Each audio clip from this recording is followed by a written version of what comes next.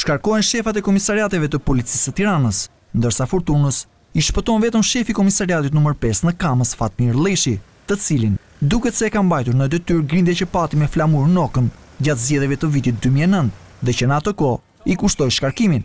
Gjysma e oficerëve të emëruar nuk e meritojnë këtë post, as me ndryshimin e fundit të bërë këtë muaj në ligjin e gradave për funksionet në policinë e shtetit. Në drejtimin e komisariateve numër 1 dhe 2, emërohen 2 oficerët e zyrës së hetimit të vrasjeve, Altin Duka dhe Ilir Proda. Në drejtimin e komisariatit numër 3, vjen zëvendës komandanti i grupit në repartin special Renea, Vladimir Laska. Në drejtimin e komisariatit numër 4, vjen i shefi SHKB së Rinasit, Alban Ameti, i cili me këtë detyrë merr edhe rikthimin në strukturat e policisë. Në komisariatin numër 6 në Kamës, emërohet Altin Shehu, oficer karriere për shërbimet e rendit dhe patrullën e përgjithshme.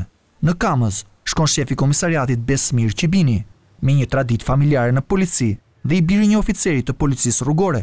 Ndryshimet dërgojnë në dispozicion duke i lënë pas një detyrë në polici kryekomisarët Nazmi Shuli, Dritan Dorda, Alfred Nomani, Gazment Hamitaj, Sejfullah Metko dhe Urim Rexhepi.